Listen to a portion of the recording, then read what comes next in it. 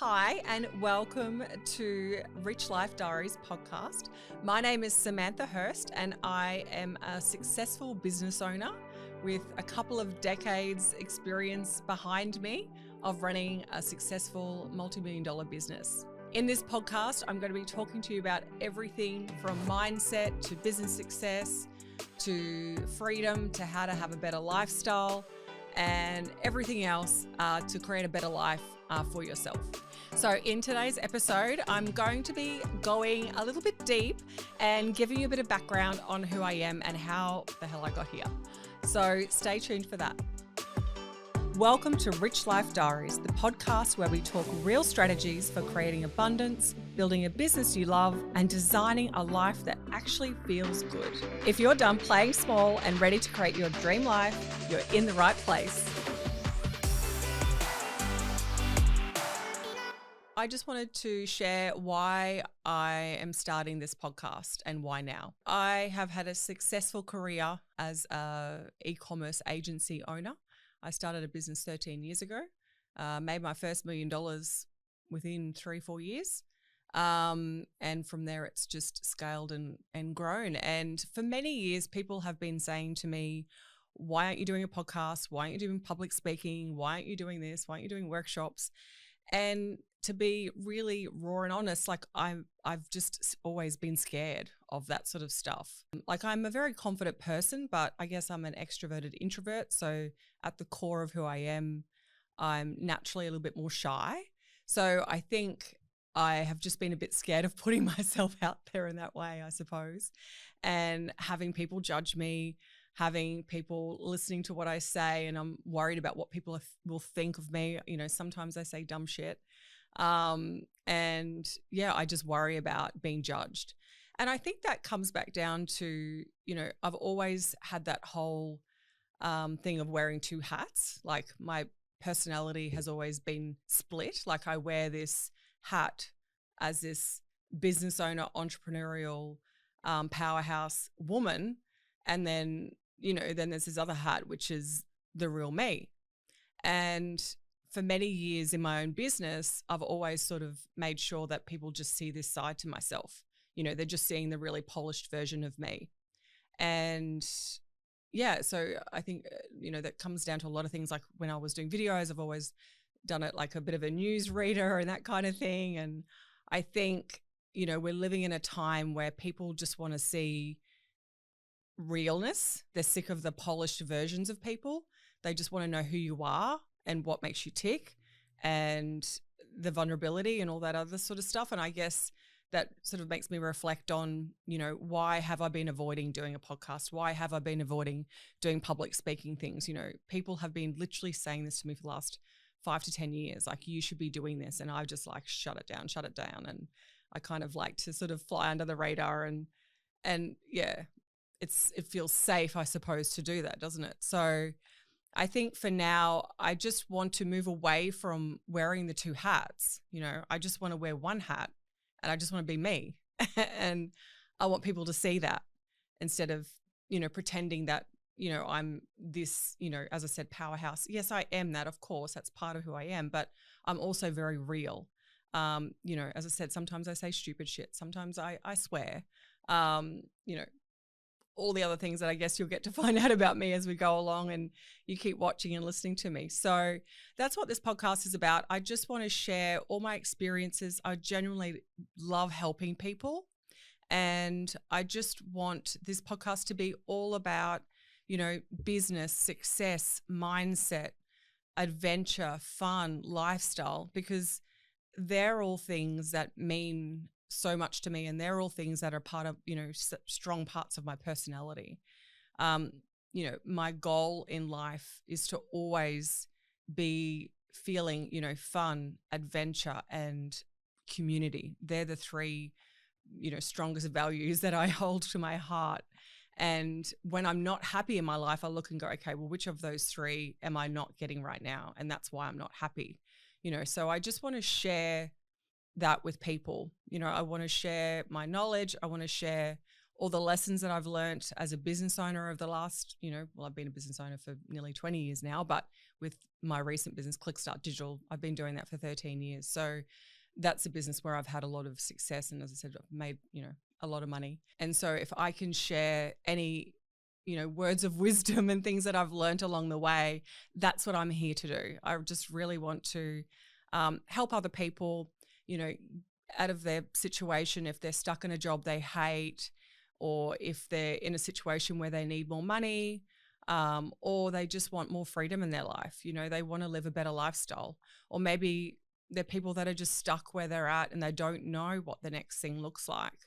I understand all of those things because I've been there. I wasn't born with a silver spoon in my mouth. I come from nothing. And what I've created off my own back with no help. Nobody's ever helped me financially. Nobody. So what I have achieved is all from me. And I didn't get a leg up. I wasn't a good student at school. I was getting like D's and C's. So there's nothing unique or special about me for me to have achieved what I've achieved. So the reason why I'm telling you this is because you can do all of what I've just done and live the life that I live now. You just need, the knowledge. And that's what I'm here to deliver on Rich Life Diaries. No one gave me any handouts in life. So I grew up as a child in a small town in Queensland called Bundaberg. So yes, I'm a Bundy chick. And I, grew up in a normal, a middle class family. My dad's a builder. My mum was a housewife. I have a brother, and we just grew up in a very normal household, I suppose. I went to a normal school, and then I just, I always struggled at school. Like I was never really a great student. I always, I was always getting on the report cards, Sam is easily distracted. And I was always sitting at the back of the class and talking to other people, and I wasn't listening. I was just so bored. I found school so boring.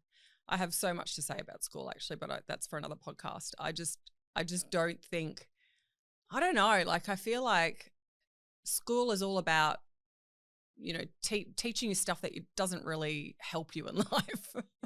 And I feel like school is based around people that, if you've got a good memory, you'll do well at school. If you don't have a good memory and you don't learn that way, you're going to be shit. And that's pretty much where, what happened with me. I was just shit at school because I don't learn sitting in a classroom. I don't learn sitting there listening to someone yakking away at me about something I'm not fucking interested in. So at school, I just really struggled because I was bored. And so I used to get shit grades. Yeah. And I think I grew up always feeling like I was dumb because of that, because I had bad grades. It made me believe in myself as a kid that I was stupid.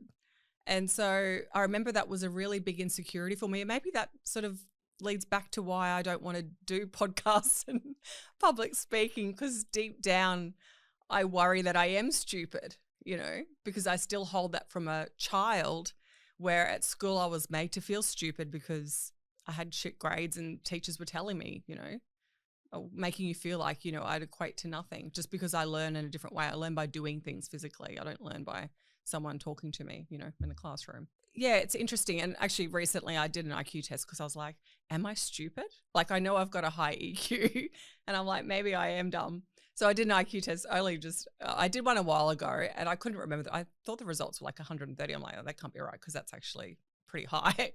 I did it again recently, actually, only a month ago, and I think it was 125. So I'm above average. So I'm not stupid. Yay. But yeah, it was just something I remember always feeling, and maybe deep down it's still there, even though, yes, I did the IQ test. Yes, I'm above average. I still, at the core of myself, it's like I still feel like that dumb little schoolgirl, But anyway, it's interesting because it's a bit like, look at me now, haha. Yeah, so I grew up in Bundy. I left school and I couldn't wait to get out of school. I friggin' hated it.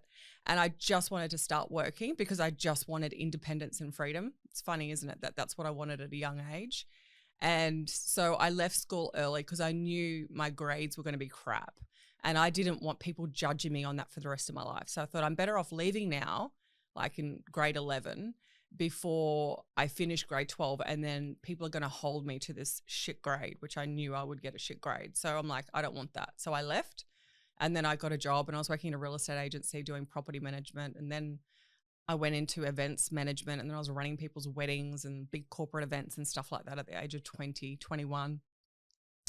And then I kind of fell into sort of doing sales, not because I wanted to, but because I was kind of pushed that way, I suppose. People were saying, I was working at this hotel actually on the Gold Coast in my early 20s, and I was running all the events, and my boss sort of said to me, he's like, "You're actually really good. Like, you've doubled our wedding business in 12 months. Like, you really should be doing a sales role." I was like, "Ugh, I don't want to do sales. Like, ugh, that's like, dodgy car salesman sort of thing." I was like, "No, that's not me. I don't want to be that dodgy car salesman sort of vibe." So I said no, and then I just kept with the events role, which I loved. I loved organizing people's events and stuff like that, and got a lot of satisfaction out of seeing brides and how happy they were on their special day and all that sort of stuff. But anyway, so I did that for a number of years, and then I eventually moved into a more sales role, and then moved to Sydney, and then I stayed in Sydney for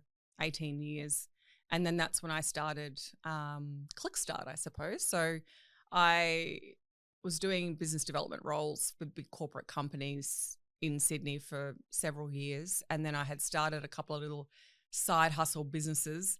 And I was just sort of dabbling away with that for a bit. I think the first couple of businesses I started, I didn't do anything with them. Like, it was just a bit of a hobby, I suppose. So like, some people like to play golf, or I don't know, whatever, go swimming. I liked starting businesses. I just thought it was fun. But then a couple of them I didn't do anything with. And then I started this lingerie business, which was an e-commerce store. And this was 18 years ago. So this isn't the days where, internet was just kind of a recent thing. I think maybe that MySpace was still around then. I don't know. It's a long time ago. I'm giving away my age here. So I'm not 30. Anyway, so I started that, and it was just a little sort of fun project for me. I didn't really take it too seriously, and I was still working full time. Long story short, I'm getting sacked from my job because I had started just before the global financial crisis. It must have been 2008, and this company hired me, and they did outplacement services. Anyway, long story short, I was making a shit ton of money. So in the first 6 months, I think I made them $2 million in sales or something. And it was a range of things. It was just good timing, to be honest. And because it was literally heading into the GFC, and that's when everyone was making staff redundant, which is when people needed outplacement services. So on my part, it was perfect timing. And anyway, long story short, I think the general manager sort of saw how much money was going to come my way, because he didn't cap my commission. And so as soon as that sort of started looking like I was going to make, a lot more money than what the guy that runs a company in Melbourne makes, they sort of went, okay, we need to do something about this. So then the general manager's like, oh, I need to come to all your calls with you, and, we need to cap your commission. Anyway, so there was just all this issues around that, and I was pushing back, and then, I pushed back on it, and then they basically, walked me. So that really was probably the biggest turning point in my career, because up until that point, I thought I was pretty happy. I working 9 to 5, had a bit of flexibility because I was working in a sales role, so I could kind of come and go a little bit out of the office. I wasn't chained to a desk all day. But I think that moment really pushed me into entrepreneurship, because it made me realize there is no job security in a 9 to 5. They will get rid of you tomorrow if they want to. So job security is not a thing. And I think that moment, that really hurt my ego too. I remember I was crying for 24 hours after that happened. It really rocked me, because I've always felt like I'm a bit of a people pleaser. So it's like, with a people pleaser comes of sort of not overachieving, but I've always wanted to, make people happy and be the best. And so with that, being sacked is basically telling a people pleaser that, you're no good. It really just changed how I felt and thought. And I was never the same after that, in a good way. It was honestly the best thing that ever happened to me. So I want to thank you, Greg. Thank you for sacking me. Best thing that ever happened in my life. Seriously. Didn't think that at the time, but looking back, honestly, it was the best thing. So yeah, that pushed me into entrepreneurship. The rest is history, I suppose. So I started putting more energy into my lingerie business after that happened. And then the lingerie business took off. And then I scaled that up. And then I thought, hey, I could sell this and do something else. So I did that. I sold it. And then I started Clickstart in 2012. But it wasn't originally Clickstart. I just was operating it under my name, samanthahurst.com.au. And I remember talking to this guy at this event, and he kind of gave me shit about like running this business on my name. And he's like, well, that's not going to be a scalable business, is it? If you want to sell that business one day, you can't sell samanthahurst.com.au. I was like, oh yeah, never thought about that. Okay. And then I came up with the name Clickstart Digital. And then I think that was in 2013. I changed the name, and then it was Clickstart Digital. And yeah, and here I am. So 13 years later, it's been a real journey. So that's a little bit about me and my journey to here now. On this podcast, I'm going to be talking about everything to do with mindset, business success, how to become a millionaire if that's what you want to do, how to have more freedom in your life, and how to have more adventure and fun in your life, because that's what I'm all about. I'm just a small town Bundy girl that's, come all this way, and now I have a very successful business that turns over millions and millions of dollars a year, and I just want to help people.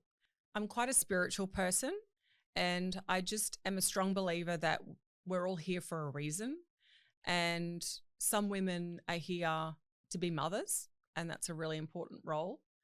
And other women are here to maybe inspire and help people. And that's just what I feel in my heart. I feel like I am here to help inspire people and try to make the world a better place by doing that. So if I can do that on this podcast, that would just give me so much joy to know that I've made a difference in at least one person's life in a positive way, because that's all I want to do. Thank you so much for listening. I am so grateful that you're here, and I really hope that I can add value to your life in some way. Now, if you want to keep watching, make sure you click on the link in the bio to follow me online. I'll be dropping new podcasts every fortnight. So if you follow us, you'll keep up to date for when the next podcast comes out. And I really look forward to seeing you back here soon. See ya.